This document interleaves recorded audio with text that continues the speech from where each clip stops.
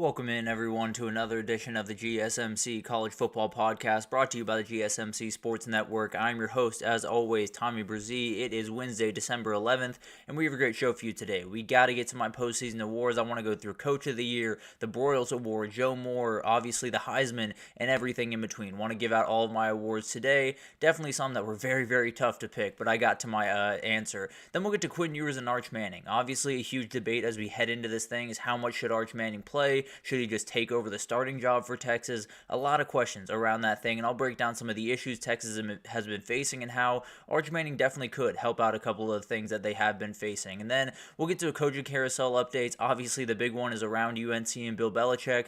Very interesting headlines coming out yesterday, and we'll break it down. Then we'll get to a huge month ahead. We have a couple of teams that I'm watching very closely in the month of December in the portal, also on the field, to just show that they're ready for a big-time 2025. And then we'll get to quarterback rankings for the CFP. All of these quarterbacks are very, very solid. It was very hard to rank these guys, but I feel pretty good about the 12 that I have right now. But before we jump in, we'll get to that here in a second. Before we do jump in, I want to remind you all we get tons of questions and comments throughout the show, and the best way for you all to get your question on the screen, we can have fun back and forth here, is to use that super chat. At the bottom of the chat on the Sports Network page, you can click that $, add any question, comment you like. It'll pop up on the screen, and we can have a fun back and forth here. Definitely want this to be as interactive as possible, so utilize that, and I can answer whatever question you have on your mind. But let's go ahead and jump into this thing, because it is officially the end of the year. We're about to get into the playoff. We're about to get into bowl games. We're about to have Army-Navy here in 2 seconds, but we have to get to official postseason awards because I have a lot of them to get to. We'll roll through these relatively quickly here, but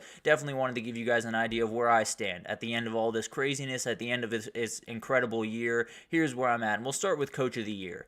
There's a lot of guys that should be up for this, if I'm being totally honest. I don't know if they've come out with the official finalists for this, but the way that I see it, you got Deion Sanders, 9-3 in year 2 on the doorstep of the CFP. Came up a little bit short, but the turnaround that he's had at Colorado is just otherworldly. It's been absolutely incredible to watch and has proved a lot of doubters, including myself at certain times, very much wrong this year. Then you do have Kirby Smart, hardest schedule in the country by a pretty comfortable margin. They had injuries all over the place, and they're still SEC champs. It's just a well-oiled machine down there, and frankly, this is probably the best coaching job that Kirby's had since he's been at Georgia, as far as I'm concerned. Kurt Cignetti, insane flip at a program that has not been here, and I don't think anyone was expecting them to be here this time around. They went from 3-9 to 11-1. They're playing incredibly good football, and they're on their way to the playoff for the very first time in program history. Remarkable job by him. Was one of the best stories of the entire year. Dan Lanning also deserved a little bit of love here. In the year that was absolutely chaotic all over the place, he was undefeated. The only undefeated team in the FBS, coached incredibly good football, had some of the best post-game speeches, halftime speeches that you've ever seen. Very, very good head coach. I expect him to be here for a very long time to come. But to me, Kenny Dillingham's the winner. He was picked last in the Big 12 preseason, on his way to a CFP, has done an incredible job. Sam Levitt went down for multiple games. They were able to get Jeff Sims in there, win a couple of games. Cam Scadaboo's been incredible. The job that Kenny Dillingham has done, even under sanctions from the NCAA, from the Herm Edwards era, it's remarkable. It's something that I really did not think I was going to see from Kenny Dillingham. Frankly, when he took that job, I thought it was something of a death sentence. He's turned it into an absolute paradise, and it's been incredible to watch him develop. Really love that coach, and he is the Coach of the Year as far as I'm concerned. And we'll stay in the coaching realm right here, and we'll go to the Broyles Award. 3 guys have really stood out to me. We have Shannon Dawson, led the #1 scoring offense in the country, #2 in total yards over there at Miami. Obviously, Cam Ward likely on his way to NYC here in a second. Then you do have Jim Knowles, #1 total defense, 13 touchdowns allowed by that defense in the entire year. Remarkable group, a ton of talent on that team, and he utilized it incredibly well. To me, it's Pete Kwiatkowski. It was really remarkable. The #2 scoring defense, #1 in yards allowed per game for that Texas defense, and the turnaround on that back end was insane. They replaced guys like Devondre Sweat and Byron Murphy up front, and that back end was a huge issue last year. It was one of the weakest parts of their team. It was the reason that they lost that game to Washington. Now they're one of the best, if not the best back end in the entire country. Remarkable job by him, and as far as I'm concerned, no assistant has done quite a good job as Pete Kwiatkowski has this year with that Texas defense. And now we'll go to the big boys up front. The Joe Moore finalists, I have the same finalists that the Joe Moore committee does, and I feel pretty good about that because those are some very, very smart people that handle that situation. We'll start with Texas. Obviously, those 2 games against Georgia did not go the way that they wanted to by any means, but they did have an elite performance against Michigan, and that elite defensive line really dominated just about anyone that was not named Georgia throughout this year. Was incredible in the run game late. Obviously was one of the better pass pro teams in the entire country. Really, really good unit. Obviously had those 2 tough moments. That's why they're not my winner, frankly. But really, really good unit. Absolutely a unit that could lead them to a national title. Army, only 6 sacks allowed. Number 1 run game in the country. Obviously going to be a good group when you need that triple option to get rolling. That's the group that you're going to want to lean into. An absolutely remarkable unit that has done an incredible job this year. Oregon's the winner to me, though. When I look at this O-line, they've been the most reliable all year. They had a couple of injuries early on, had a couple of injuries late with Matthew Bedford still not in this lineup, but they're playing really good football. They've been an absolute force. They've been able to run the football. The protection for Dylan Gabriel has been absolutely elite all year. Only 13 sacks allowed, 4 given up in the last 6 games, 5 yards per carry for this rush offense. I would give it to Oregon with Army just right behind them. I think that's a team that deserves a lot of respect for what they've done on the offensive line, but for me, Oregon wins this one. I do think they had a best offensive line this year. I think they should be the Joe Moore Award winners. And then we'll move over to the defensive side of the ball. We'll talk about the best defender in the country. And we got 4 dudes right here. There's an absolute unit of players right here. And it's Kyle Kennard, an absolute beast in the inside. 11.5 sacks, 5 forced fumbles, 1 INT. He was all over the place this year. You do have Jahdae Barron, one of the best DBs in the entire country. Had 9 pass breakups, had 5 INTs on the year. Was playing kind of that rover position where wherever Texas needed them, he was going to be there. He was going to be making plays. Abdul Carter, 60 total tackles, 10 sacks, 2 forced fumbles. This guy's an absolute monster. He's someone that could totally explode the playoff and totally take over against a team like Georgia in a possible semifinal and get this team to a possible national title. And then Mason Graham is one of the best defensive tackles I have seen in my lifetime. He is absolute beast. He is all over the place in the inside. He holds down his space, and he just declared for the NFL draft. He is going to be a top 5 pick. I can almost promise you that. But for me, Kyle Kennard takes the cake. He was the game wrecker of the season as far as I'm concerned. I do think Abdul Carter was very, very close for me when I was thinking these through. But the game-wrecking nature of what Kyle Kennard brought, the 5 forced fumbles, the 1 INT, the 11.5 sacks, I just can't overlook it. I would lean Kyle Kennard here. Abdul Carter would be right behind him. It was so close, and definitely one that was tough to make the decision on, but I just think those 5 forced fumbles, those 11.5 sacks give Kyle Kennard just the edge that I would give them over Abdul Carter. Going to the back end of the defense, we have the Jim Thorpe Award, one of the most special awards that has been very prestigious for a very, very long time in college football, and we got some dudes in this one. Caleb Downs came into Ohio State as a very highly rated guy. He has lived up to that hype. 61 tackles, 3 pass breakups, 1 INT. Obviously not necessarily the biggest coverage guy in the world. Can do it, no doubt about that, but isn't necessarily the biggest coverage guy. He is going to fly downhill. He is going to be as good as any DB in the country when it comes to run support. He is absolutely elite in every way, and he's coming back next year. So we'll find out what he can do in his junior season, but definitely a very talented guy. He's just on the outside of the winner as far as I'm concerned. Travis Hunter, the fact that he wasn't a finalist for the Thorpe Award in real life is outright insane, so I'm going to make him a finalist here. He had 1 forced fumble, 4 INTs, 11 pass breakups, 31 tackles. The dude was all over the place, and he was special on both sides of the ball this year. He definitely deserves some recognition as one of the best DBs in the country.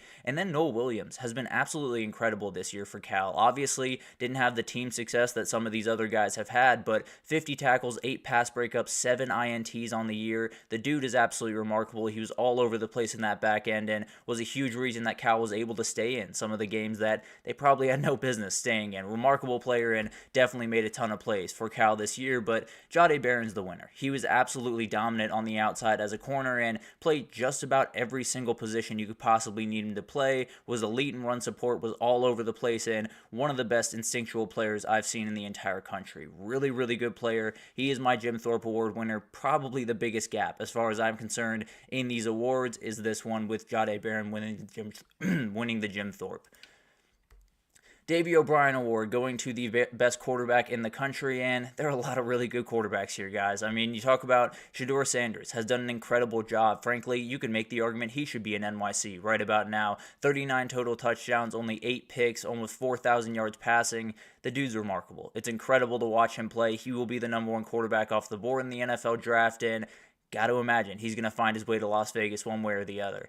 Dillon Gabriel has been incredible this year. Obviously, a little bit over 3,000 yards total, 35 total touchdowns, only 6 picks, has been incredible this year. And then I got to give love to Bryson Daly. He's led one of the best offenses in the country. I fully understand that you love to see those big passing stats. The reality is quarterback's about executing the offense, and no one executed much better than Bryson Daly does. 37 total touchdowns, only 1 INT, was a really remarkable player running the football, obviously, for Army, and definitely one of the guys that deserves a little recognition here. But Cam Ward was setting the pace pretty much from the get-go this season when he went into Gainesville and absolutely set that place on fire. He was the one setting the pace, has over 4,000 passing yards, 40 touchdowns, 7 picks. The dude is incredible. It's been awesome to watch him go to work, and definitely the guy that I would have as the Davey O'Brien Award, and you'll probably see him in NYC if I had to imagine. Doak Walker Award finalist. This is probably my favorite award of the bunch because I love me a good running back. But we'll start with Dylan Sampson. He was not a finalist in the when they put out the finalists, I believe, about a week ago. Crazy. A very, very talented player, led that Tennessee offense for the vast majority of the year, frankly, and had 22 touchdowns, almost 1,500 yards. Remarkable player. Cam Skattebo obviously deserves to be in this conversation. Over 1,500 yards, over 2,000 yards total with 500 receiving, had 22 total touchdowns. The dude is absolutely remarkable, and like Dylan Sampson, was the offense for Arizona State for some of this year when Sam Leavitt went out with an injury. Omarion Hampton, an absolutely remarkable player, second in the country in rush yards with 1,660, 15 touchdowns on the ground, added a little bit in the receiving game, 373 and 2 touchdowns. But the answer is Ashton Jeanty. I don't think we have to waste too much time here. That's the best running back in the country. That is one of the best players in the country, and he ran away with this award, no doubt about that. The Biletnikoff, the one that a lot of people are questioning, a lot of people have bounced around a lot in, and frankly, for this one, it was easy to me. I'll be totally honest, but we'll start with everyone else. We'll start with Xavier Restrepo. He was huge. He's been an incredible player to watch, one of the best pure route runners in the entire country. Him and Cam Ward's connection has been incredible to watch develop this year. Had over 1,100 yards, 11 touchdowns, really talented player, and definitely one of those guys that you will see in the NFL for quite some time to come. Speaking of the NFL, T-Mac is likely going to be the number one wide receiver off the board. If you include Travis Hunter as kind of a hybrid athlete, I suppose. He will be the first pure wide receiver off the board, and he was remarkable this year. Over 1,100 yards, 8 touchdowns on the year, was the offense for Arizona when they had one. It was pretty much number 4 making plays or just about nothing else. And then Travis Hunter obviously should be on this list, 15 total touchdowns, over 1,100 yards, but the reality is, if you have a Triple Crown winner, you are giving it to the Triple Crown winner, and that is Nick Nash. 104 catches, 1,300 or almost 1,400 yards, 16 touchdowns on the year. He was an absolute beast at San Jose State, and that's the best wide receiver in the country. Period. End of story. I'll leave it at that. I feel very confident in this pick. It is Nick Nash as the Biletnikoff winner for me. And then the big one, the Heisman. The finalists to me are Ashton Jeanty, Cam Ward, Cam Skattebo, and Travis Hunter. Those are the 4 guys that I think have stood out the most. Frankly, if I had it my way, I'd probably just send the first 2. I'd probably just send Travis Hunter and Ashton Jeanty, have us celebrate them the entire day, and that be that. But I do love these other 2 guys. Cam Ward's had an incredible year, led the best offense in the country, has been one of the biggest stories. Cam Skattebo has been the offense for Arizona State for much of the year, has been one of the most impactful players in the country, and that's why they're in the playoff right about now. And then, obviously, Ashton Jeanty, the season has been historic. There's no other way to put it. He has a chance to break Barry Sanders' record in the playoff if he can get over, I believe, 130 or so yards when he does play whoever he does play in the second round. But it's Travis Hunter. It's unlike anything that I've ever seen. It's unlike anything that I thought was possible on a football field. 15 touchdowns on the offensive side of the ball, 4 interceptions, 11 pass breaks on the defensive, and it's not just snaps, guys. He's been absolutely remarkable to watch. He's one of the best wide receivers, one of the best corners in the country. He is the best player in the country. He deserves the Heisman.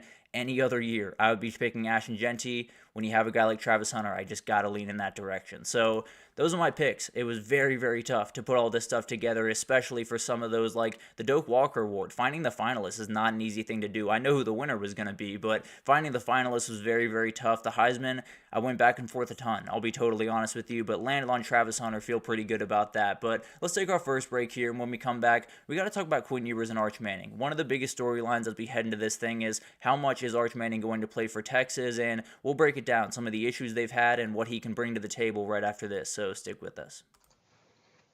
I feel like I'm losing my mind. Is everybody in the world blind? Please, Lord, give me a sign, a sign. I feel like I'm losing my mind. Is everybody in the world blind? Please, Lord, give me a sign, a sign.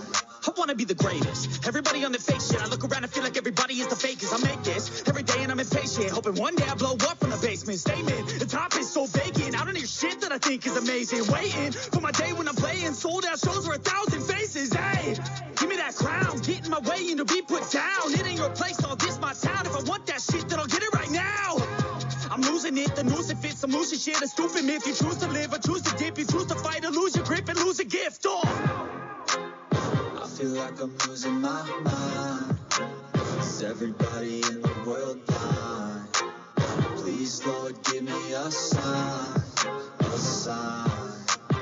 I feel like I'm losing my mind. Is everybody in the world blind? Alrighty, welcome back everyone. I just gave out all of my postseason awards, got to the Heisman. I am going to go Travis Hunter for that, but it should be as close as any Heisman that I can remember. Two remarkable players, and if we could just send those two to New York City, I'd be more than fine with that. But let's get into a little talk around Quinn Ewers and Arch-Manning, because this is the big question. As we head into the playoff, there's not a few questions that are more important than this one right here around the Texas Longhorns. And let's jump into this because there's a lot of different things that are going into this. Some of it is reality, some of it not so much. Some of it is a little bit made up by some people out there, but the reality is there are some questions around that quarterback position as we head into the CFP. Do they stick with Quinn Ewers? Do they entirely flip to Arch-Manning? How much is Arch-Manning a part of the game plan? A lot of different things are being thrown out there, but before we jump into what I think they could possibly do to some of the solutions as far as I see it, let's get into some of the issues that Texas has been facing over the last, really the entire year, but particularly since Quinn Ewers has gotten injured.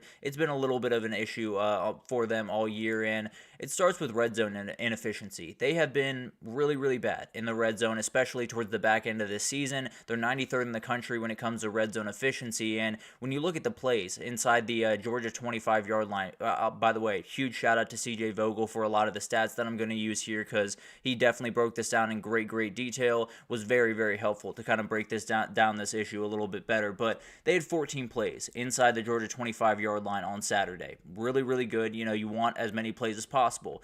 2 penalties for negative 25 yards, 2 run plays for 10 yards, 10 pass plays for 0 yards. Those pass plays went 2 for 9, 5 yards, and a sack for negative 5 yards. They were ahead of the chains, quote unquote, on 2 of those 14 snaps. That can't happen. That can't be a reality that you're living in. There's very, very few quarterbacks. There's probably no quarterbacks in the college football world that will succeed with that. There's no world where you're going to be able to stay behind the chains that often, have that many penalties. And yes, you were able to run the ball 2 times for 10 yards. The reality is some of those were after penalties. Some of those were on third down to get in place for a field goal. You're in a position where you do not have confidence in your run game when you get into the red zone. That is a problem. That is something that Quinn Ewers can't necessarily fix, and that is something that Quinn Ewers is going to take the fall for, because he's going to be the guy that has to make essentially all the plays. When they get into the red area, they have to be better at running the ball. They have to stay in front of the sticks. They cannot shoot themselves in the foot with penalties, or they're going to be in a lot of trouble when they get into that red area, and Clemson's going to beat them, plain and simple. If they do not get this fixed up at least a little bit going into that game, Clemson's going to take full advantage, and Dabo Swinney's going to be fully ready for what that red zone inefficiency brings. He's going to be ready on the other side to make sure they are efficient in that red zone. So this is probably the biggest issue for Texas. If they do not get this fixed, they will lose very early in this tournament, whether it's Clemson, whether it's Arizona State, or maybe you make it to the quarterfinal or the semis and then you lose to an Oregon or an Ohio State. But the reality is you got to get this fixed one way or another. And then you do have a consistent run game problem. You haven't been able to get it going really nearly as much as you want to. It felt like it was heading in the right direction in the Arkansas, Kentucky, and A&M games. And then in Georgia, you went 2.52 yards per rush, excluding sacks, obviously, on Saturday, and your average distance on third down was 11.6 yards. You're not going to be able to succeed if you cannot get that run game rolling downhill, particularly on first and second down, and be able to set yourself up with 5 yards to go on third down, with 4 yards to go on third down, because that's when Quinn Ewers can really go to work. That's when Quinn Ewers is outright special and one of the better quarterbacks in the entire country. If you can keep him in front of the sticks with your run game, he can do really, really special things and lead you to a national title by himself, if I'm being totally honest. The question is, can you get that without adding Arch-Manning to the mix, without getting more numbers in the run game with that? Another big-time issue has been protection. It has been something that this is one of the best O-lines in the country. There's no doubt about that. They have been really, really good for about 95% of the season. And then you play Georgia, and you get absolutely dominated. You give up 13 sacks and 25 tackles for loss in 2 games. It just can't happen. And some of that is Quinn Ewers' mobility. Some of that is his, injury to his ankle. A lot of that, plays into all this stuff. Some of that is just the offensive line missing assignments. So this is the one, to me, in the grand scheme of things for the playoff, I'm probably least worried about, at least in terms of the offensive line, because I know that's a very good unit. I know that Georgia presents something that they obviously really, really struggle with, but pretty much no one else has throughout the entire year. They've been able to be very, very efficient throughout the year, and I tend to believe they will be fine on the offensive line. Will Quinn Ewers' mobility put him in tough positions? That's another question to be asked, and definitely something that kind of plays into this equation. And then, obviously, the protection issues lead to turnovers. You're going to have turnovers when you have protection issues, particularly with a guy like Quinn Ewers that does struggle with his footwork at times, does struggle to get his feet under him to release the ball the way that he wants to. In this pick right here with Dalen Everett late in that game against Georgia, the offensive lineman gets pushed back into his lap. He's not able to step into that throw. It kind of floats out there, and Dalen Everett makes a play on it. So you're in a position where you don't have the most mobile quarterback in the world. You're not in a position where you are in a position where he is going to make mistakes when he's under pressure, when he's in tough situations, and you just can't have that. In a playoff format where you have so many teams that are so efficient offensively and are so willing to take chances that you give them and take full advantage of them, you cannot give them as many chances as Quinn Ewers gave Georgia on Saturday, as he's given a couple other teams throughout the year. He had an INT he's had an INT in the last 2 games. He had 3 games with no INTs before that. So that's the question. He has 3 touchdowns and 4 INTs when under pressure, 22 touchdowns and 5 INTs when he is fully clean. You got to keep him clean. You got to make sure that the pressure does not get there. He's got to be better about moving in the pocket. And then when he does release a ball, he cannot release it off weird footing. That is something that continues to happen with him. And if it does continue to happen, there are going to be picks by Clemson. There are going to be big plays by Clemson. And then you might just come out on the wrong side and be heading home in the very first round of this playoff. So this is probably the biggest thing. I talked about it when we were heading into this game against Georgia. If Texas can take care of the football during this tournament, they can they can absolutely win the national title. They have that ability. They have the defense to do it. They have to make sure they don't put their defense in bad spots. They did on Saturday. They cannot do it throughout this tournament, or they're going to be in a terrible, terrible place in that Clemson game or possibly that Arizona State game if they're able to get through Clemson. And then finally, the biggest one, or not the biggest one, but one of them is explosive pass plays. It was not nearly as good as you wanted it to be. He has one of the lowest average depth of target in the entire power forward as Quinn Ewers. Some of that is just what Sark's offense is. Dylan Gabriel's also all the way down there, so not like this is necessarily crazy news, but it's definitely something that you want to get fixed. It's definitely something that you want to test more people deep downfield, because 34.1 completion percentage on 20 plus yard passes downfield. On Saturday, he was 8 for 17 with 2 interceptions on passes beyond 10 yards downfield. it can't happen. It needs to be a little bit better. Some of that is protection. Some of that is just Quinn Ewers has to make better balls. He has to hit his receivers in stride. He has to be a lot better about pushing the ball downfield and doing it with a lot of confidence. He made a couple of really incredible throws against Georgia, especially this one to Matthew Golden, but he's got to do it more often. They got to be able to scheme that stuff up, and a lot of that does have to do with the run game, having to be a little bit bigger of a factor, pull those safeties and linebackers down into the box, and then you can throw over top of them. A lot of this kind of plays together. So that's kind of the big question here is, how much of this is really on Quinn Ewers? How much of this sits firmly on his shoulders, and how much of this is just kind of an amalgamation of a million different things? So for me, the mobility is a very real issue. There's no doubt about that. The offensive line, there have been times, even in that first Georgia game, there was a sack where I believe Jalen Walker, late in that game near the end zone, Quinn Ewers needed to step up in the pocket. There was an open pocket for him to step up, move to the left, and make a throw. When he doesn't do that, he puts himself in really tough positions. He throws things flat-footed. He floats passes. INTs happen. One almost happened against Georgia in this exact scenario where he just didn't get his feet under him. He just didn't fully set his feet. It was not necessarily where the ball needed to be and almost got picked. It was dropped, obviously, but he puts it in harm's way far too often when he has those mobility issues. So that is a problem. There's no doubt about that. The O-line also needs to hold up their end of the bargain. They have not necessarily done that quite as much in the run game as you would like.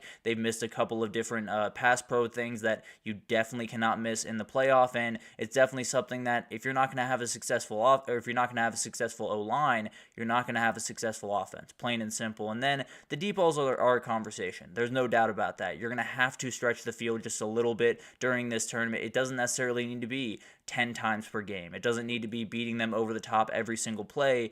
You do need to make them respect it a little bit more, because right now they don't really respect your run game. They don't really respect the deep ball. They're being able to play everything pinned in, everything from 10 yards in. That makes it relatively easy for these very talented, very good tacklers to go in and make those plays on these really talented pass catchers, but you're putting them in situations where they're catching the ball and they're looking downfield to 10 defenders right in front of them. So there's a lot of different things that do sit on Quinn Ewers' shoulders. There are certain things that he does that does hurt this offense, whether it's his mobility, some of that is injury-based, some of that is just who he is as a quarterback. Some of it is the O-line not being quite as good in big-time moments as they need him to be, the run game not being very consistent, some play-calling issues in the red zone area has been a big factor in this. So not all of this is on Quinn Ewers. I can promise you that. There is some that is on Quinn Ewers, no doubt about it, and he does need to be better. But the reality is he is a quarterback that if you give him good protection, if you give him a run game, he will be one of the best quarterbacks in the country. If all of that starts to break down and pressure starts to get home, things turn sour really, really quickly. So it really just comes down to that offensive line, that run game being able to step up. Now, you need a little bit of help for that. You might need a little bit of help to figure out all of those issues. So what does Arch-Manning bring to the table that Quinn Ewers just doesn't quite? The biggest thing to me is run game numbers. When you talk about the run game in college football, really in any level of football, you are looking at a numbers game inside the box and in your backfield. Whether or not if you have 5 blockers and they have 6 guys in the box, you want to make sure you have 7 guys that could possibly take the ball or possibly be blocking on the play. So let's say it's a read option with Trey Wisner and Arch-Manning. That linebacker has to think for one more second, is Arch-Manning going to pull this ball? Is Arch-Manning going to pull it, run around me, and go for 66 yards like he does on this very play that I have right here? But he's a very, very talented runner. He will make all of those linebackers, all of those safeties come down into the box, make sure they respect the run game with him, and then other run lanes will open for these running backs, and then he will be able to make a couple of plays with his legs. So that's a huge part of this. He does bring run game numbers. He does bring an athleticism that Quinn Ewers just doesn't have. That's just not part of his game. He has plenty of other things that he does way better than what Arch-Manning does, but the athleticism part of this is a huge part and definitely something that can factor into what Texas can do offensively in this thing. And then you do have the deep ball potential. He's been absolutely incredible, pushing the ball down the field, 8 for 18, 327 yards, 4 touchdowns, and 1 INT on 20-plus yard passes, 11 for 18, 228 yards. He had 6 touchdowns, 1 INT on 10-plus yards passes. remarkable player. He obviously has an ability to push the ball down the field. The arm talent is absolutely incredible and definitely something that he brings to the table. So it can't just be run plays. It can't just be, oh, number 16's coming in, so let's pack into the box and let's make sure we defend the run. You got to diversify it, and that deep ball is definitely something that he can diversify it with. So my idea, and I want to make it very clear before I get into my idea, I have not called football. I am not Steve Sarkisian. I am not anywhere near Steve Sarkisian. He has forgotten more about the sport than I will ever know. The reality is, I think everyone can watch this team and see something is missing on offense, and something is just a little bit off. There needs to be more packages for Arch Manning in the CFP. If you think Arch Manning should be the starter for this team, I'm sorry, you're just wrong. Quinn Ewers gives them the best chance to win the national title. You have to utilize Arch Manning, though. I don't know if that's a 70-30 split, an 80-20 split, especially in the red zone. I would utilize him a little bit more to get numbers in the run game. A lot of different things to kind of take into effect here. The reality is you got to see Arch Manning more. Number 16 has to come on the field a little bit more often. The run game has to utilize him to get a couple of openings for these running backs, to get this offensive line to get pushing downfield. And then utilize that arm. Let him rip the ball downfield a couple of times, make those safeties worried about the run game, and then let him pull one back and absolutely let one rip. Quinn Ewers should still be the leader. Quinn Ewers is the outright leader of this team. Benching him would almost guarantee that you do not win a national title. But you got to get Arch Manning in there. You have to diversify that quarterback position. And if you don't, you're probably in a position where you're coming up short against another elite team in Oregon or Ohio State when you get to that semifinal, or maybe even a little bit earlier. So this is going to be the thing that decides this tournament for Texas one way or the other. How they handle this situation, how much Arch Manning gets into the game, how they utilize him, all of that stuff. It is an absolute tightrope walk. It is going to be incredibly tough for Steve Sarkisian to do, but he's got to do it. If he wants to win a national title, this is a must. There's no two ways about that, and it'll be interesting to see how all of that plays out. But we'll take our second break here, and when we come back, we got to get to some coaching carousel updates, including one around UNC and Bill Belichick that I'm still having trouble figuring out. But we'll break it down right after this, so stick with us. Looking for your daily fix of sports talk without having to pay for it? GSMC Sports Network is available on YouTube. Just search GSMC Sports Network. Get your fix of daily sports talk shows on YouTube, absolutely free. NFL, college football, NBA, MLB, MMA, UFC, fantasy football, and so much more. GSMC Sports Network has shows running all day long, with new sports shows starting every 2 hours. Just like on your favorite cable sports channel, except GSMC Sports Network is absolutely free. Just search GSMC Sports Network on YouTube to catch one of your new favorite shows, like the GSMC College Football Podcast, Chip Shot Football Podcast, Hoops and Heels Women's Sports Podcast, GSMC Basketball Podcast, and so many more. Check it out for yourself. GSMC Sports Network, now available on YouTube absolutely free. Search GSMC Sports Network on YouTube right now. Alrighty, welcome back everyone. We just talked about that Quinn Ewers and Arch Manning debate. I gave my ideas for how they could possibly utilize that. It's going to be really tough. It is an absolute tightrope walk, but you got to see number 16 in there more. Obviously gives you a little bit more athletic ability, a little bit more ability to push the ball down the field. Texas is going to need that at some point throughout this tournament. But let's get to the coaching carousel, because what is happening over at Chapel Hill? There is a lot of different chatter around Bill Belichick and that UNC job, and definitely a lot of things that I know are a thing in college coaching hires. I've never seen it like this. I've never seen it quite as open as this one has been. So let's go ahead and jump into this thing. Ollie Conley, a reporter for Guardian as well as the Read Optional, reported that Bill Belichick has agreed to become the next head coach of the UNC Tar Heels, but UNC has not agreed yet. And I know that sounds crazy, but here's the reality of the plan, or here's the short term of the plan. It sounds like he dropped off a 400-page Bible, as they're calling it. A lot of different names to throw out there. It is essentially just a plan for what he wants to do when he gets to UNC. It goes into NIL and how he wants to get much more investment in that respect. He wants to hire 2 different staffs, one for coaching, one for recruiting, which is kind of a thing that happens around college football right about now. Obviously something that is already sort of happening around UNC. And then the big one that a lot of people are talking about is it sounds like he possibly wants Steve Belichick to take over after a few years, be the sitting head coach as he is, leading the team. Steve will be ready to roll whenever Bill Belichick moves on to the next level. he does want to go to the next level. That is the end-all, be-all of this thing. He wants to be an NFL head coach, but as of right now, he wants to coach football. So he's trying to get back into the game. He's trying to get into the college level, and then probably set up his son Steve for a very successful time while he's at UNC. So it adds a lot of questions. There's no doubt about that. It is a very, very confusing ask. It's one of those things that I think a lot of people are putting forward saying, how could Bill Belichick ask for all of this stuff? Who does he think he is? All of that different type of stuff. But the reality is, this is normal. To a certain extent, this is normal in the sense that a lot of these coaches that take these big-time jobs, whether it's UNC or it's UCF here in a bit, or it's a lot of different schools that are open right about now, they're not going to have necessarily demands, quote-unquote. They are going to have asks. They are going to have certain things that they want be done before they get there, like more investment in NIL, like ability to go into the transfer portal a little more aggressively, like possibly a recruiting coordinator and some of the GM and all of these different things that are new to college football. People are still trying to build those things out. When you do take a new job, you do want those reassurances. So that makes total sense to me. That's not necessarily a new thing in college football. That has been around for a very long time. I've never quite heard it called a Bible before, but at the end of the day, it's not crazy for someone to have quote-unquote conditions of what their job would look like if they were to take it. Here's the thing about this, and it was something that Josh Pate was talking about when he was talking about this a couple of days ago, and he just said, what does this bring? What is the new thing that Bill Belichick brings to UNC that they have not had there before? Because the reality is, this idea of having a coaching and recruiting staff, that's already a thing. That's been a thing at every single university across the country for the last couple of years. That is not necessarily new. That is not necessarily going to innovate UNC to another level. The NIL investment.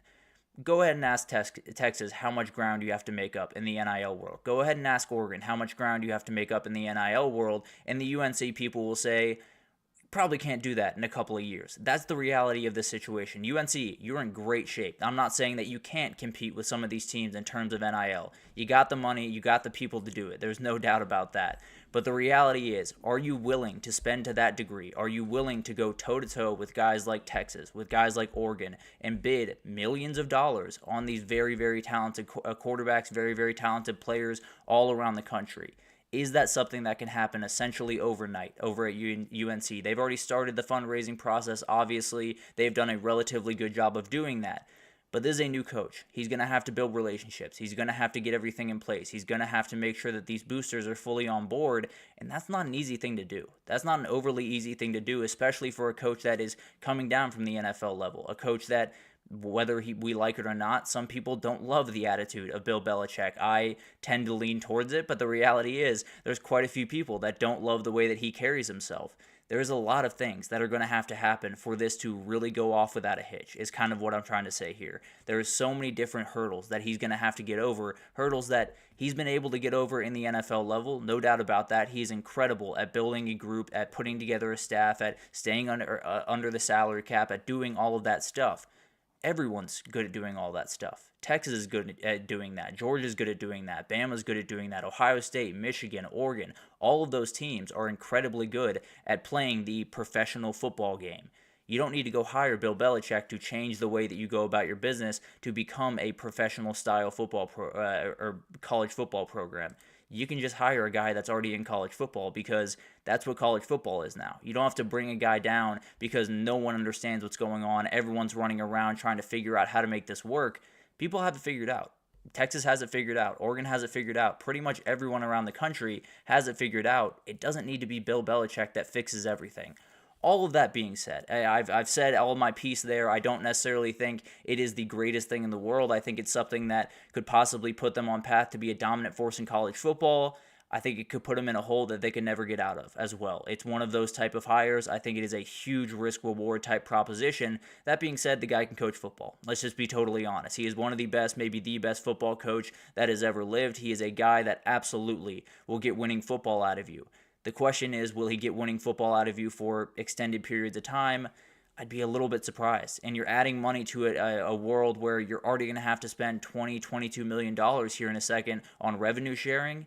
It's just a big ask. I don't know if this is going to happen. I think if it did happen, it would be a very, very interesting thing to watch. Not necessarily saying it wouldn't work. I'd be a little bit skeptical of it working, but at the end of the day, it would be fascinating to watch. It would definitely be one of those things that a lot of people have a lot of opinions on, and it would be fascinating to see him in that Carolina blue. It sounds like a decision is coming on this relatively soon, so we will keep you updated as it does, but this is going to be weird. I can almost promise you that. But let's move on from this. Let's get to all the other updates. And Barry Odom, the head coach of UNLV, has taken the job at Purdue. He will be the new head coach there. Really remarkable coach. Definitely a guy that is really, really talented and probably going to be a guy that can utilize the portal pretty effectively. Did it really well at UNLV and absolutely is going to have to do it this time around at Purdue. UCF got Scott Frost. They got him back. The prodigal son does return to Orlando, and Mackenzie Milton's going to be right there with him. As the quarterback coach, they have hired Mackenzie Milton as well as Scott Frost to be the head coach. This is just cool. I don't know if this is going to work. I don't know if it's going to fall into place the way that they want him to, but this is going to be an awesome storyline to watch as we head into 2025 in the college football year. Cal has hired their offensive coordinator, and it is Brian Harsin. Brian Harsin is back in college football after a unceremonious exit at Auburn, but the reality is, very, very talented offensive mind, did a great job at Boise State, did an okay job at Auburn for a little bit there with the offense, but definitely a guy that can do a really great job, and it'll be interesting to see what that Cal team looks like with Fernando Mendoza likely at quarterback this time around next year. Going to the G5 level, Southern Miss has made their hire. It is Charles Huff. That was a really weird saga over the last couple of weeks, but it is officially set in stone, and Marshall has made their hire in Tony Gibson as the new head coach. He was the defensive coordinator at NC State, did a great job there. Definitely a guy that I think can be very successful at Marshall. But that was a very weird exit. There's no doubt about that, but both those teams have their guys, and we'll see what happens from here in terms of staffing and players moving around from those two schools. App State has made their hire as well. Dow Loggins is going to be the new head coach of the Mountaineers, and great hire, no doubt about that. The job that he did with Lenora Sellers over the last couple of years has been absolutely incredible to watch. He's done an incredible job getting talent into that place, and I have to assume App State's going to have a really cool, really fun offense that, given the right quarterback, can be really special at that Group of 5 level. Charlotte has made their hire as well. Tim Albin, the old Ohio coach, is going to be the new head coach of the Charlotte 49ers. Really talented guy, obviously coming off a MAC title with Ohio. Definitely someone that is going to be really successful at Charlotte, and really excited to see what the next step is for this coach. I think he could be very successful and possibly in the Power 4 here pretty shortly. Moving over to some rumors around some open jobs. West Virginia, it sounds like it could be Rich Rod. It sounds like Rich Rod might just be coming right back around the bend. There's a couple other coaches that are involved in this thing, and obviously it sounds like we'll get pretty soon news, probably by the end of this week, it was what it sounds like. But as of right now, it sounds like Rich Rod might be coming home. That would be incredible to watch, and definitely would be a very interesting storyline in 2025.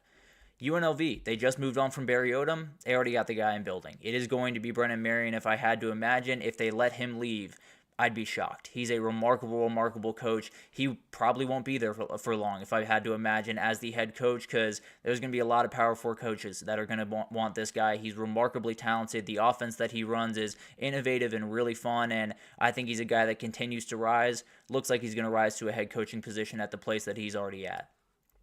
Tulane gets to hold on to one of my favorite coaches in the entire country in John Sumrall. They agreed to a new contract for him, a bigger salary pool for his staff, revenue sharing going to be a big part of this, a lot of different stuff going into this, kind of like the Bill Belichick thing we just talked about. Some conditions were met for John Sumrall. He is sticking around New Orleans, and that's going to be a team in 2025, I can promise you that, even without Darian Mensah on the way.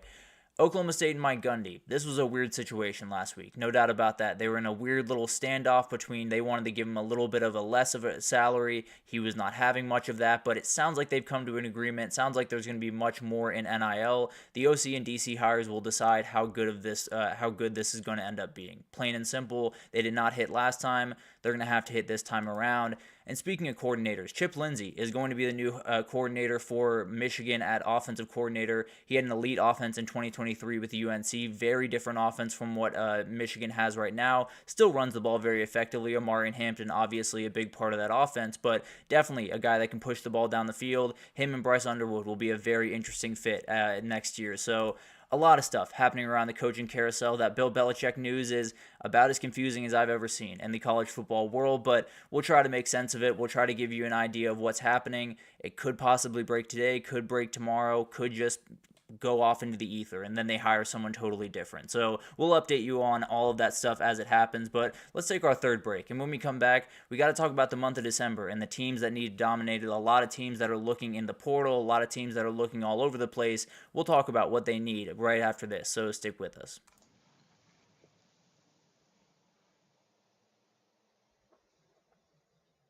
For the best and latest podcasts available anywhere, go to the podcast app on your cell phone and type in GSMC to access free content-rich podcasts on health and wellness, book reviews, sports, entertainment, relationships, social media, movies, technology, finance, and even weird news. Subscribe and download the GSMC Podcast Network's family of shows, available everywhere podcasts are found. Alrighty, welcome back everyone. We just talked about the coaching carousel and the big news around UNC and Bill Belichick. Very confusing, and we will update you on it as it unfolds. Feels like a decision could be coming today or tomorrow, so we'll definitely see what happens there. Going to be very interesting, one way or the other, no doubt about that. But let's get into this month of December. It is the most confusing time in college football by a fairly comfortable margin. Even in the middle of the season, it's a little bit less confusing than what December is because you got a million things happening. You have the portal, you have recruiting, you have trying to keep your guys in your building. You have obviously a bowl game coming up for a lot of these teams. So let's get into the teams that really stand out to me. There's obviously a lot more on this list, but in terms of where I'm standing, the teams that just have to be all over the place this year, it starts with the Michigan Wolverines. I think everyone understands this. This is the start of the Michigan transformation because you have the new quarterback. You have Bryce Underwood. Chip Lindsey is going to be your new offensive coordinator. The reality is a lot of stuff is going to change. That offense is going to have to fundamentally change in the way that operates. Obviously, you still want to be physical. You still want to be forceful at the line of scrimmage, and I tend to believe they'll still be able to do that. Bryce Underwood wants to throw the ball around. Bryce Underwood also wants to be a running threat in the game, so he is going to be a huge factor in the way they build out this offense and the way that they go get players in. They got to go get some wide receivers. They have to go load up on some elite wide receivers. There are some dudes out there. They need to start getting on the phone and see if they can find a couple of those guys. They also have to replace those two defensive tackles, and Mason Graham and Kenneth Grant, two huge contributors, two huge reasons that defense was not all the way off a cliff this year, frankly. There was a lot of issues with that defense, particularly on the back end, but that front seven really kept them in the hunt for a lot of this year. Also, Will Johnson's out the door. Your best coverage corner, in my opinion, the best coverage corner in the entire country, is walking out the door. You got to figure out what you're going to do there. So a lot of stuff has to happen here in terms of personnel. There are quite a few gaps in terms of personnel on that roster. You just got to find new guys. You got to go out and be very aggressive. I assume Michigan will be one of the most active teams, probably both into and out of their program over the next month or so. Definitely will be a huge little bit for Jerome Moore. And then you got to get the new kid in there, and you got to see what you can do in 2025. Going to be a huge year, but the Michigan that you knew is kind of changing, at least offensively, and we'll see if this next month can kind of kickstart them into that. Oklahoma, you're staring down the barrel. There is no doubt about that. They're in a really, really interesting spot because the roster crisis is very real. They are losing guys left and right in the portal, particularly a ton of wide receivers from that wide receiver core. I believe Deion Burks might be the only pass catcher still around there, if I'm being honest. But Jackson Arnold, obviously out the door. That was expected by just about everyone around there. Danny Stutzman and a ton of other top defenders are off to the NFL.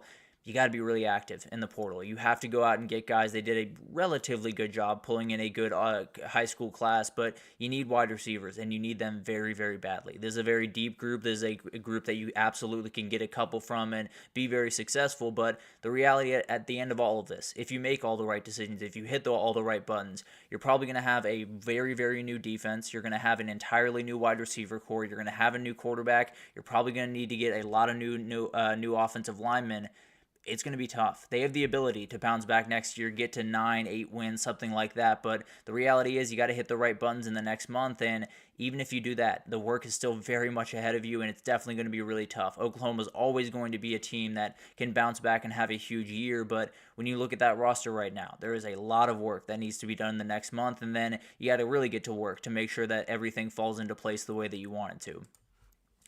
The guy that Brent Venables' actually old boss, Dabo Swinney, you need to get active. One way or the other, you need to get active. There have been a couple of different players that have said they've gotten calls from Clemson throughout the transfer portal. It has to be more, just plain and simple. This is a very talented team, and frankly, they're returning a ton of really, really young talent next year. Whether it's the 2 wide receivers in Bryant Wesco and TJ Moore, K. Klubnik will be back next year, a couple of defenders that will absolutely be huge. The reality is you need more, because if you do not go into the portal, if you do not get active, if you do not get the players that you very much need, it's probably the last time we'll see Clemson on the national stage for a while, if I'm being totally honest. You have too many teams in that conference that are making big-time waves, that are starting to make moves, that are starting to get more talented and kind of close that gap between them and Clemson. They have to make sure that they widen it again. They have to make sure that they go out, get some big-time wide receivers, get a running back to take over Phil Moffa's spot, get a couple of defenders to take over some of the big-time spots that will be void after this year. So there's a lot of different things that have to happen over there. Obviously, they have a little bit more of that prerequisite, just elite talent all over the roster, where it's not quite as vital as some of these other teams, but when you look across that team right now, they're just not quite to that elite level. They're not quite to that national championship level. This month is where a lot of that stuff can change. There's no doubt about that. Miami is staring down a very interesting month because this was the year, and you came up short, just short of the CFP. You came up short of what you wanted to do, and there's a lot of outgoing talent. There's a lot of guys, particularly on offense, that are likely going to find their place elsewhere. Cam Ward off to the NFL, as Xavier Restrepo, likely Jacoby George, maybe he'll stick around. Elijah Arroyo almost definitely is out the door. You're almost definitely losing Francisco Mauanoa on the defensive side as well, the quarterback of that defense. So you got to find replacements. They have plenty of talented guys from the portal last year, as well as recruiting classes that they've been starting to bring in. So they have guys as a prerequisite. They have that foundation that they need, no doubt about that. But you're going to need some game changers. You're definitely going to need some game-changing defenders. When you look at that defense right now, it has to be attacked very aggressively in the portal. You have to find new guys to fill those gaps in. You got to find better guys, plain and simple. The defense just wasn't good enough. The personnel, especially up front, was just not good enough. They have to be much better. They have to start developing these young guys that are very talented, especially on the back end of that defense. It's one of those things that this could be a worse offense next year, a better defense, and they can make the playoff. It starts right now. You got to make sure that you get the right guys in there, and then you got to find Cam Ward's replacement somewhere in this mess. Sounds like it could be Malik Murphy, and we'll talk about that in a little bit more detail tomorrow. But definitely a lot of things that have to happen, and that's kind of the world that Mario Cristobal has chosen with the portal approach that he does have. Florida State, obviously they are going to be a part of the portal discussion. There's no doubt about that, but they were in the headlines for all the wrong reasons this year. They had one of the worst turnarounds that I've ever seen in all of my years of watching college football, and they need to get more involved in the high school ranks. You can't do that right now. You have to go get a portal class. You have to be able to turn this thing around next year, and then you can deal with the high school recruiting, and then you can get into really building this program out. It looks like Thomas Castellanos might be leaning in that direction right about now. It sounds like they're doing essentially all they can do to find a way to get him on campus and get him to be their quarterback. Very talented kid. A lot of people kind of raise their eyebrows at that. He is a Gus Malzahn quarterback, plain and simple. He fits that mold very, very well and would be a very interesting one, but I think could be a very successful one. Sounds like a couple of Nebraska defenders are trying to look that direction because Tony White, their defensive coordinator, made their way there. And then they just got to fill the cupboard with wide receivers. I know they're in for Barry and Brown. They're in for a couple other guys, but they got to get very, very active because this next month is going to decide Mark Norvell's future in Tallahassee. One way or the other, what guys he brings in this time around compared to what he brought in last year is going to make the decision. He brought in Malik Benson and DJU and I'm blanking on the last name, very talented players from the portal this past year. They weren't quite good enough. You got to get A-plus guys. You got to get guys that can take you to the CFP, that can get you back on the mountaintop. Really, really talented staff. Really, a lot of guys that I very much like on that team.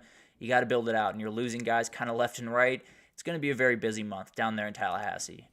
And then we'll move over to Gainesville. Why not? Florida is in launchpad mode as far as I'm concerned. They are in a position where you have DJ Lagway. You have finished the season really, really strong. You had nearly a top 10 class in recruiting. The portal is the final piece. The portal is the thing that can put everything into place. They have lost guys like Kaheem Jackson, a very talented corner for them. Jack Pryburn, a very talented edge rusher. They've lost both those guys, and they're going to have to find a way to replace them. Definitely a lot of work to do to just make sure you have the guys around DJ. he can take you to a CFP. I can almost promise you that. He has the talent to take you to a CFP. He has the talent to possibly win you a national title. You got to make sure you get the talent around him. You got to make sure that over the next couple of weeks, you get wide receivers, you get a lot of talent on defense, and you get this thing where it needs to be from a talent perspective going forward. Colorado, they're always going to be in change. That's just kind of what they do. They are a place of change, no doubt about it. And the portal just opened, so it's Colorado season. They need help on both sides of the ball with a lot of guys going all over the place. They just lost Dayon Hayes yesterday, I believe, to the portal. Definitely a tough loss. Really talented player coming off the edge for them. Obviously, the news is Shedeur Sanders and Travis Hunter. Those two guys are out the door. It means that everyone else on this team has to be that little bit better. Those two guys made up for a lot of deficiencies on that team throughout the last couple of years. It cannot happen next year because those two guys will not be on the field. So you're going to have to find new guys to fill the gaps. If it is going to be Julian Lewis starting for you at quarterback, you're really going to need a lot of help at offensive line, at wide receiver, at all of the positions that just make his job a lot easier. You need some help at running back, a lot of different things that are going to happen around Colorado, as it does really every single time around this time of year. Deion did it last year. I have no reason to believe he can't do it this year, and he's leading for a lot of really talented guys that we'll talk about a little bit later, probably tomorrow, in a little bit more depth. LSU, this is going to be a huge one. Brian Kelly is officially on his last life. 2025 is the last chance to prove that he can bring a national championship to Baton Rouge. Doesn't mean he has to win a national championship next year, but you got to get to the playoff. You got to show that you can make those steps forward. You got to show that you are a coach that can get them to the promised land that LSU belongs in. Let's just be totally honest. That's one of the best programs in the country. They belong in the playoff, or at least in that conversation. They were not this year. So the talent at wide receiver that is going out the door just needs to be filled. We already had C.J. Daniels hit the portal. Kyron Lacey is going to go to the NFL. A lot of different moving parts here. So got to make sure you get that. The D-line, just stock to the gills. Get all of the guys you possibly can. Get all of the talent you possibly can. And then let Bo Davis and Kevin Peoples just work. They are incredible developers. They will get those guys ready to roll. And then the secondary, you have a lot of really young talent that I absolutely love. You got to backfill it with some really veteran guys that can make some plays. Definitely some guys out there, a couple of guys that are at the G5 level that I think could be hugely helpful to them. It'll be interesting to see what happens there, and definitely will be an interesting team. And then if Nussmeier comes back, this is a very capable team. You just got to hit the right buttons right now, and this next month is going to be huge for them and just about everyone else in the country. But especially those teams that I just listed, I feel like there's just a little bit added pressure. There's just a little bit more juice as you get into this month, and a lot of moves that have to be made. If they're not, you're going to come out on the wrong side in 2025. If they are, then you might just see a CFP team in 2025. So a lot of different questions, and a lot will be answered in the next month. We'll break it down as it does, obviously. But let's take our last break here. When we come back, let's rank the quarterbacks in the CFP field. I feel okay about this list. I love all these quarterbacks, so it was very, very hard to put together, but I'll break it down right after this, so stick with us.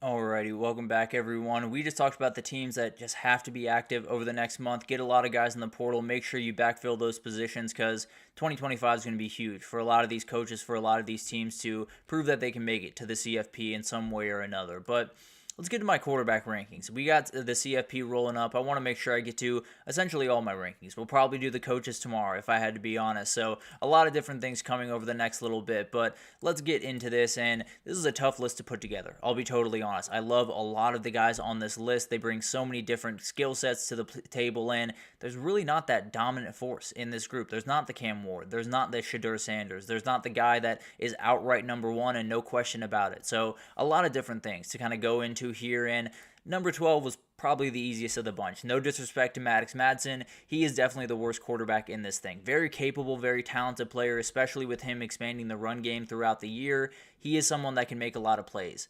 The pass game, he's just not really a game changer. He can do the job, he can execute the offense, but if Ashton Jeanty is held under check, I don't think Maddox Madsen's going to go out there and win you a game. So a quarterback that can definitely do the job, that can play within his offense, can play relatively good football within his offense, but when it really comes down to it, I don't think he's going to outright win you a game. And kind of the way that I'm looking at this, just so everyone understands, it's who do I trust the most to outright lead my team in 4 straight games, to win a national title, to beat a lot of the elite teams that you're going to have to beat in the playoff? Who is the quarterback that in a vacuum I would take no matter what? Maddox Madsen would probably be the last one on this list, and then Gunnar Stockton would be 11, and this is all about experience to me. When you talk about the talent, it is off the charts. That is very, very clear. He is someone that I tend to believe is going to be fine. I may have picked Georgia to win the national title, so I think he's going to be more than fine. But there is going to be tons of adversity that he has not faced. There's going to be a ton of things that he has not looked at, and there's going to be a ton of things that are going to create problems for him. He's a very talented quarterback, and I think he will be more than fine in this tournament. But when I'm looking at these quarterbacks side by side, I can't necessarily lean into the guy that's going to be making his first start against Notre Dame here, or against Indiana or Notre Dame. Apologies to Hoosiers fans, to Indiana or Notre Dame here in a little bit. I just can't fully feel confident in that. I do think he's a very talented player and will be fine, but still a relative question mark here.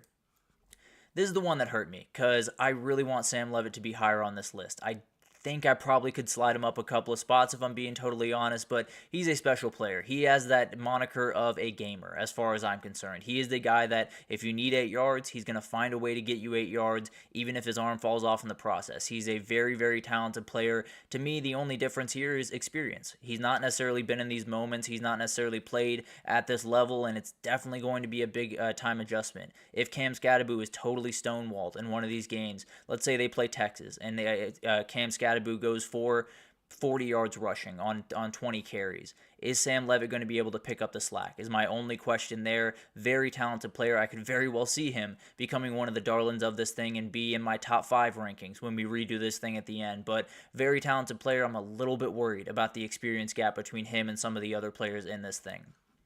Curtis Rourke here at 9. This is one of the more efficient passers in the entire country all year. Definitely a guy that not necessarily going to extend a ton of plays for you, make a couple of plays with his legs, but his ability to execute an offense is about as good as anyone in this group. He definitely can put the ball wherever you need it to be. He's a very, very efficient passer, very confident passer, and I think he's one of those guys that will just keep you in front of the chains. He won't make a ton of mistakes. He will dump the ball off when he needs to. That's absolutely huge. In games like this where you just need to take what's in front of you, need to take what the defense gives you, he is very, very good at that. I tend to believe he is a guy that absolutely can lead a team that might have to be a little bit more talented than Indiana is, but at the end of the day, can definitely lead a team to glory. Very talented player, and definitely just that experienced, steady hand that I would like at the wheel.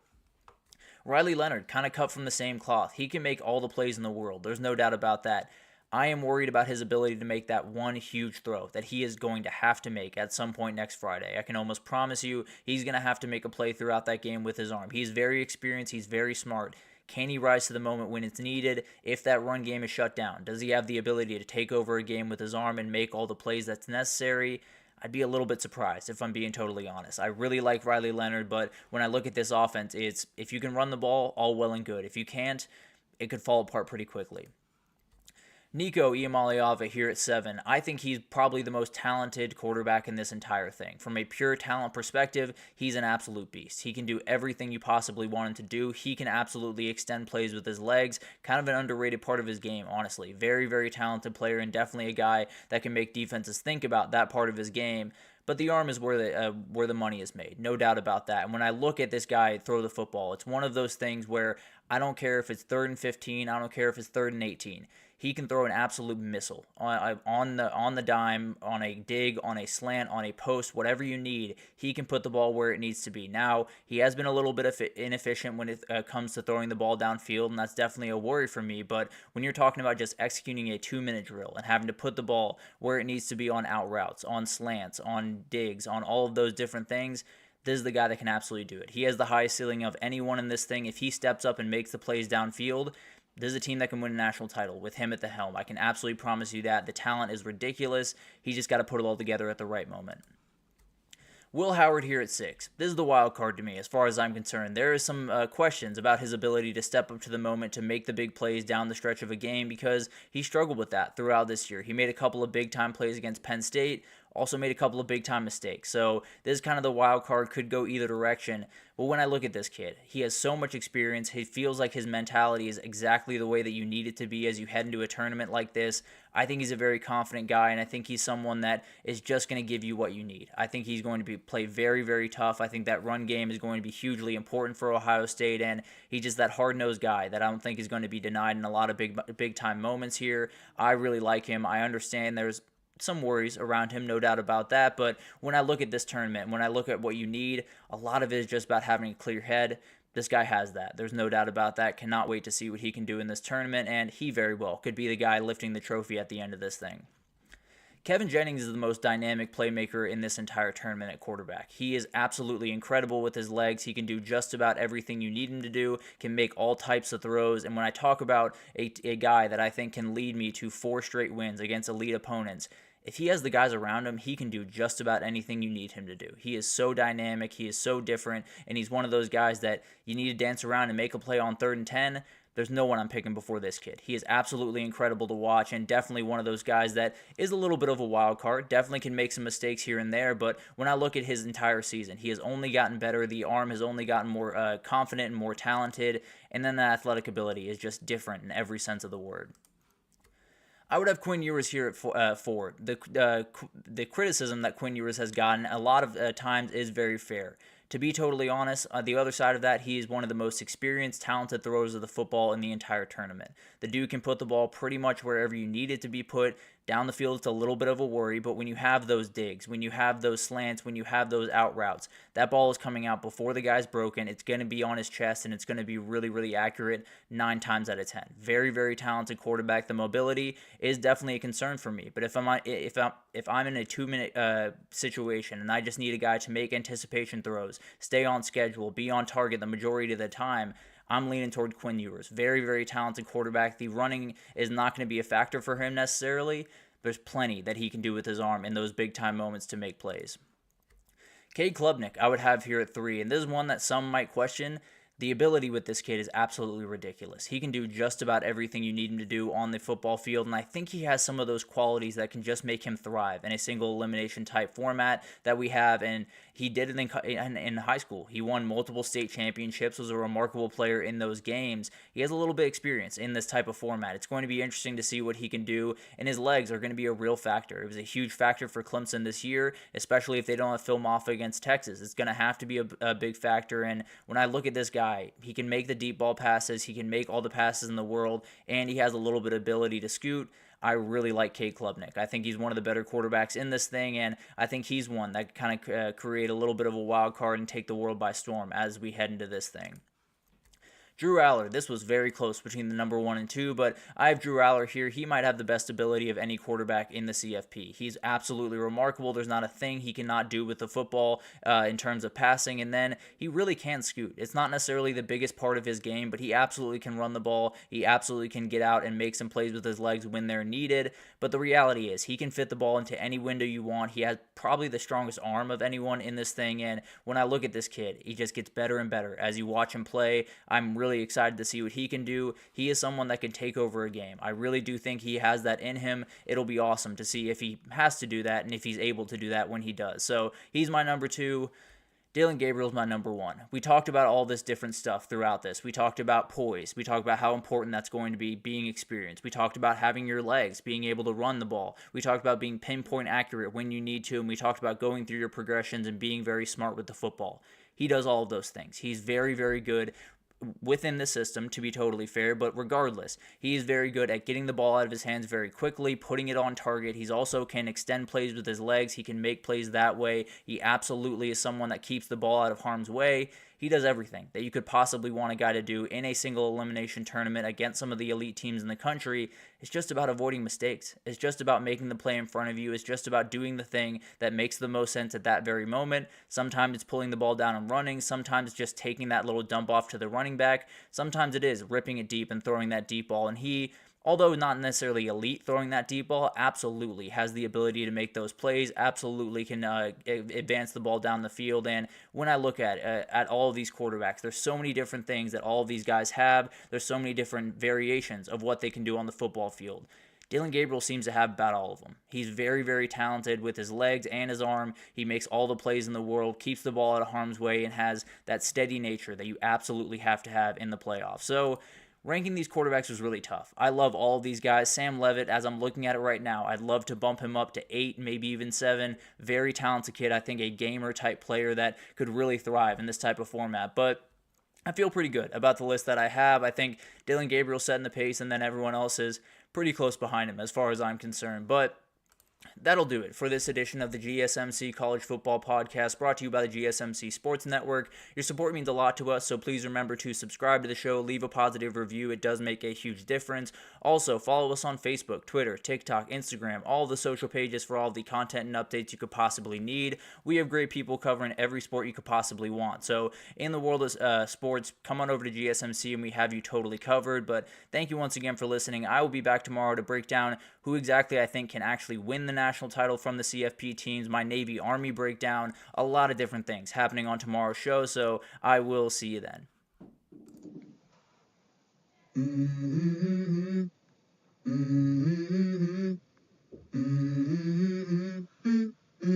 Let's go.